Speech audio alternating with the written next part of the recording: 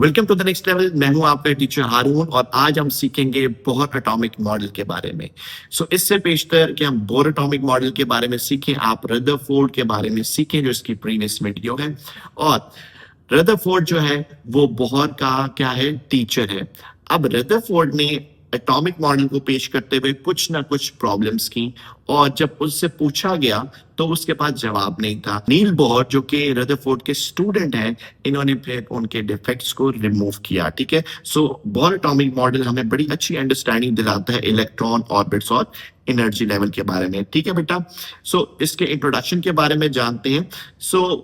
Bohr atomic model is proposed by Niels Bohr in 1930। 1911 के अंदर Rutherford ने experiment को पेश किया जिसमें उसने एटॉमिक मॉडल के बारे में बताया कि एटॉमिक मॉडल कैसा होगा कि सेंटर में न्यूक्लियस होगा, साइडों के अंदर स्पेस बहुत एम्प्टी है। ठीक है, और फिर उसने कुछ पोस्टुलेट्स लिखे और उन पोस्टुलेट्स के अंदर कुछ क्यूरीज थी और जिसको सॉल्व जो है वो नील बोहर ने किया। कब किया?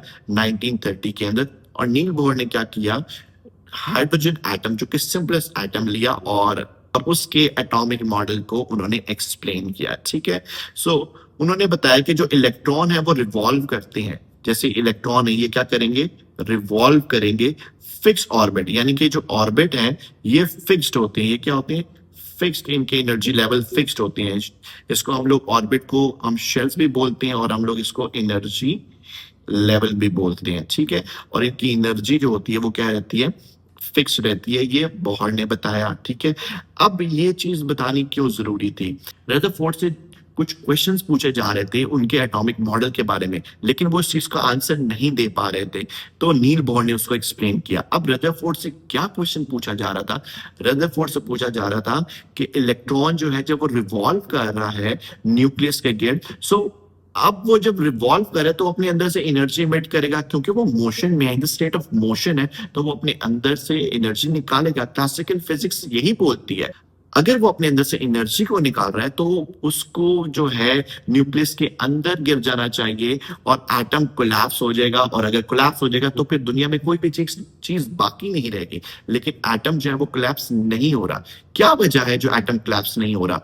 उससे वो चीज पूछ रहे थे। फिर दूसरा उससे ये कहा कि एनर्जी जब वो निकाल रहा है तो स्पेक्ट्रम जो है, जैसे हमारे हार्ट बीट का स्पेक्ट्रम होता है, ऐसा स्पेक्ट्रम आना चाहिए, लेकिन डिवाइस के ऊपर लाइन स्पेक्ट्रम आ रहा था। अब इन चीजों के बारे में रदरफोर्ड के पास कोई जवाब ही नहीं था।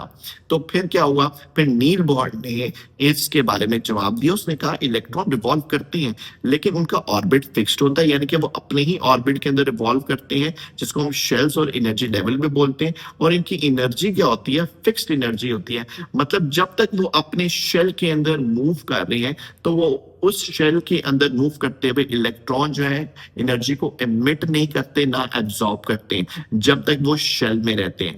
इसी वजह से जो स्पेक्ट्रम है वो लाइन स्पेक्ट्रम आते हैं, क्योंकि कोई भी एनर्जी जो है वो अपने अंदर से एमिट या एब्जॉर्ब नहीं करे। अगर एब्जॉर्ब करेंगे तब स्पेक्ट्रम खराब होगा, अगर एमिट करेंगे तब स्पेक्ट्रम खराब होगा। लेकिन जब ना एब्जॉर्ब कर रहे हैं ना एमिट कर रहे हैं तो लाइन जो है वो स्ट्रेट आएगी, लाइन स्पेक्ट्रम बनेगा।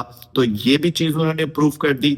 और जो इलेक्ट्रॉन रिवॉल्व करने वाला कॉन्सेप्ट था वो भी उन्होंने प्रूव कर दिया कि अपने ही ऑर्बिट के अंदर मूव करते रहेंगे तो एनर्जी एमिट नहीं करेंगे तो कॉन्टिन्यूस स्पेक्ट्रम नहीं बनेगा। ये बातें थी बोहर की जो उन्होंने बयान की और डिफेक्ट्स को जो रदरफोर्ड के थे उनको ओवरकम किया। और उन्होंने कहा कि जो क्लोजेस्ट ऑर्बिट है उसकी एनर्जी सबसे ज्यादा कम होती है, जिसे हम ग्राउंड स्टेट भी बोलते हैं। और जो ही आगे बढ़ते जाएंगे नंबर ऑफ शेल्स, तो क्या होगा, एनर्जी लेवल्स भी इंक्रीज होते जाएंगे। ठीक है, और उन्होंने किसके बारे में बताया, एनर्जी लेवल और शेल्स के बारे में और डिटेल में क्या बात की, आए हम देखते हैं। Shells named as KLMN। तो नील बोहर ने इनका क्या नाम दिया शेल्स का?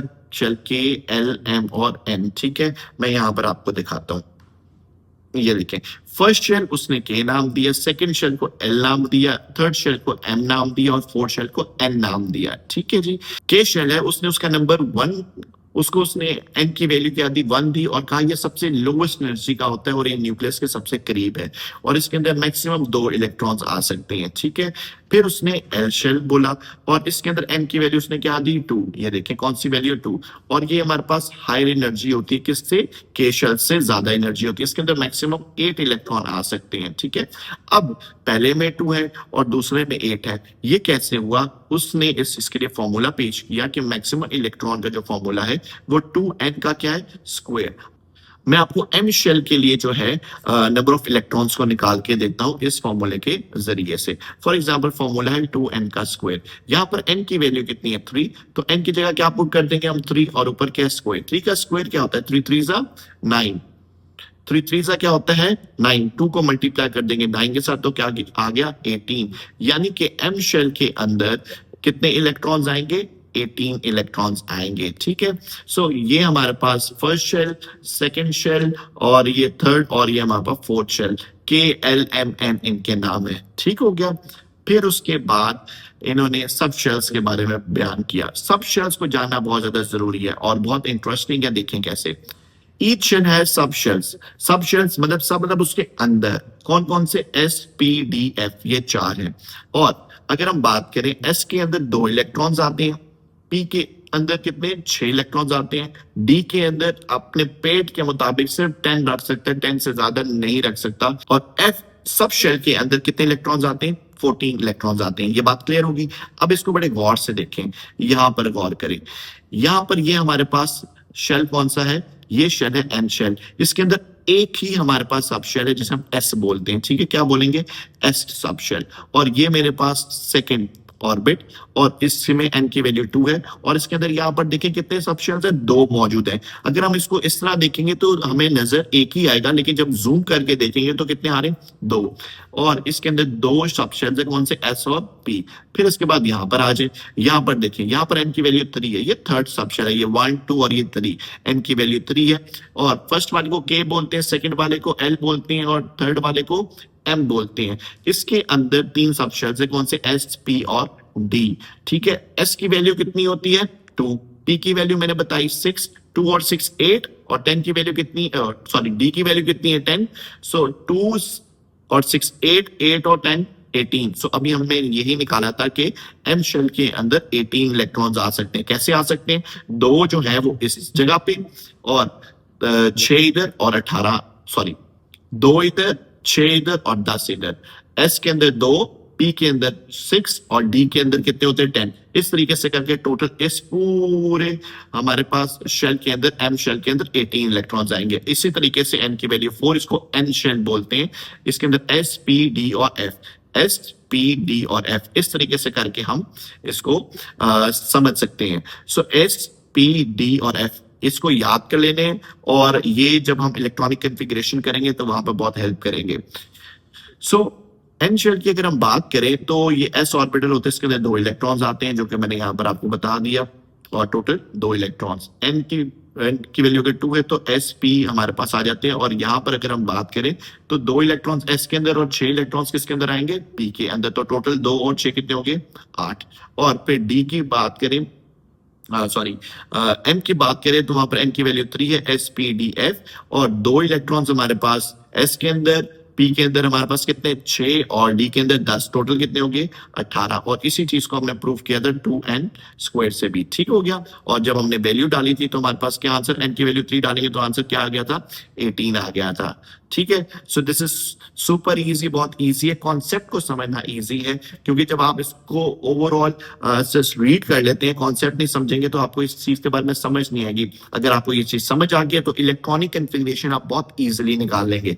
सो अब हम फन फैक्ट्स की जानब बढ़ते हैं। उसमें लिखा है कि एटम जो है बहुत हमारे पास एक टाइनी पार्टिकल है और इसको हम लोग इलेक्ट्रॉन माइक्रोस्कोप से ही सिर्फ देख सकते हैं। ठीक है, लार्जेस्ट जो एटम है वो सीजियम का है, वो हीलियम से 9 टाइम्स बड़ा है।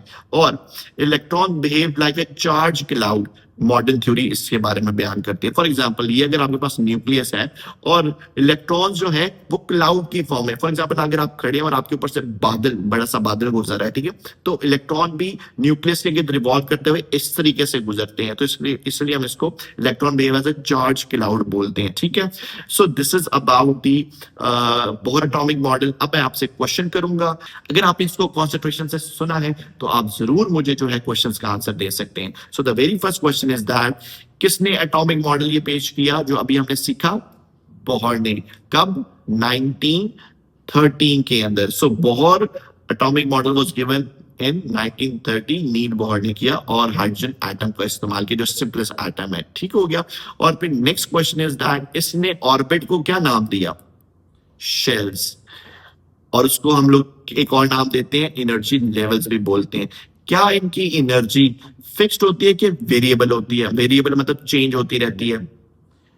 एनर्जी इनकी फिक्स्ड होती है, हर एक ऑर्बिट की अपनी एनर्जी होती है और वो फिक्स्ड एनर्जी होती है। Electron moved in a fixed orbit और अ शेल, इसको ऑर्बिट और शेल बोलते हैं, उसकी एनर्जी क्या रहती है?